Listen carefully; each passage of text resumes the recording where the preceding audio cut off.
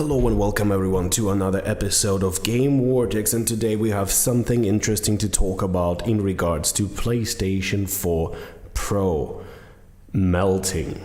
Literally melting. I'm not joking about that. Basically, I noticed about a day ago on one of the gaming forums, there is a guy in the Twitter that goes by the handle at ENMTW, which started this trending hashtag called Meltgate for Sony's new PS4 Pro, and he put out the photos where literally shows that the left side of his plastic casing just melted. I mean, it could have been just a hoax, to be honest, because it does kind of look a little bit like it was just torched with a lighter or something, but nevertheless there's been other users reporting exactly the same thing. He claims that the system heat mitigation, basically the fans and the radiator and everything that's supposed to dissipate the heat, probably malfunctioned, and a part of his console casing completely melted. Like, you can actually see the hole in it. I mean, I couldn't really verify like if it's true or not, because it does look a bit dodgy, but having found the schematics of the PlayStation 4 Pros and the teardown, I can pretty much confirm that the area that melted is exactly where the radiators and the fans are located, because on the left side of the PS4 and the PS4 Pro there is a slight bump between the two layers, and that's where this huge big ass fan is located, which is very, very, very weird, to be honest. And hopefully this is just an isolated issue. They must have QA'd this thing. I mean, Sony does have a pretty good track record when it comes to the hardware, whereas a lot of Xboxes back in the days, Xbox 360s had red rings. PlayStation 3 was in a much, much better situation. The hardware failure rate was very, very small. The PlayStation 4 also didn't seem to have any kind of big issues.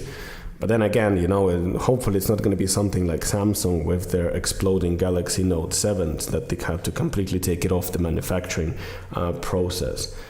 Yes, so I mean, I'll obviously enclose the pictures of the whole thing and see, because what I'm seeing is that the part that melted is literally a fan. That's why the fan sticks out. You can see this kind of a circular bump on the actual casing on the left side. And just to the left of that is where the radiators are located. I'm actually looking at the iFixit report, and it says that the PS4 Pro's heat pipes, which are responsible for absorbing the heat generated while gaming, Sony's promised temperature is a cool 35 degrees, which is obviously not enough to burn through the console. So the fan and the heat pipes are on the left side, but they are further back than the affected area. And the power supply unit, which rocks about 310 watts of power, is sitting just across both the left and the right sides of the console.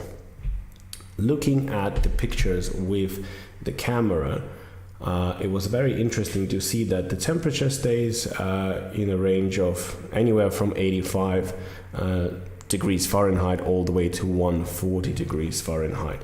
That's the temperature at the back where the fans are blowing all the heat out. So what can I say in general?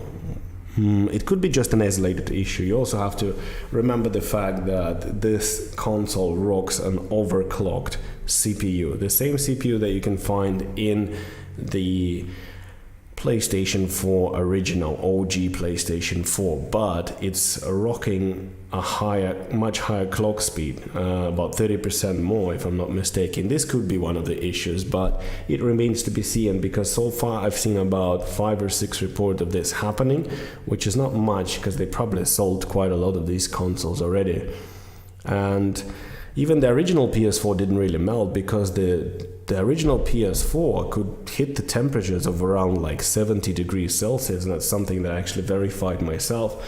And apart from making it sound very loud, it wasn't much of a problem, to be honest. Hopefully Sony will look into this, and we'll see if more people start to have this problem. What I can say about this, ladies and gentlemen, is that you know yourself, when you are one of those people that is an early hardware adopter that just needs to have the latest and the greatest. You're doing the rest of us a service by beta testing the product to see what is happening. I mean, I have other priorities right now. I'm not just going out and buying the first thing that I like straight away.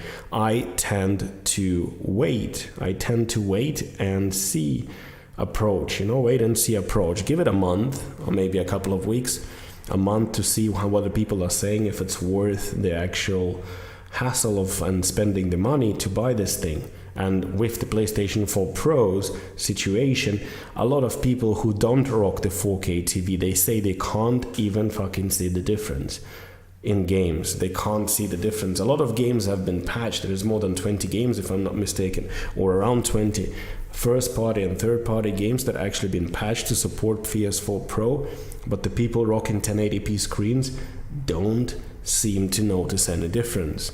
I'm planning to go and visit one of my friends soon because he's got a PS4 Pro and he's got two TVs, a 4K one and a regular one. And we're planning to do some testing somewhere around the end of this week, maybe this weekend. So it'll be interesting to see. If you still haven't bought the PlayStation 4 Pro, just wait a little bit, give it some time, see how that works, and see if you really need it, because I can assure you that the PlayStation 5 is well into the development and it's going to come out much earlier than we all think. It's not going to be 10-year life cycle like it was of PlayStation 3.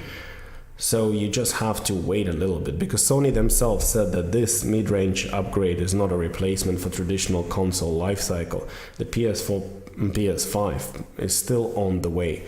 Pretty sure when the Scorpio hits at the end of next year and it's going to be more powerful than PS4 Pro, then Sony will have to look into this and say, okay, we need to hurry up and release PlayStation 5, which I think by my prediction is going to be announced either at the end of next year, just to, like Microsoft did with the Scorpio, just to take the wind out of the sails, or maybe at the latest in 2018 we're actually going to see announcement and then probably release at the end of 2018 or maybe 2019 early.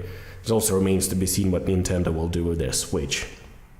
So yeah, that's all I have for you for today. Please help me grow. Subscribe to this channel. Click on the button on the left or on the right to subscribe to this channel.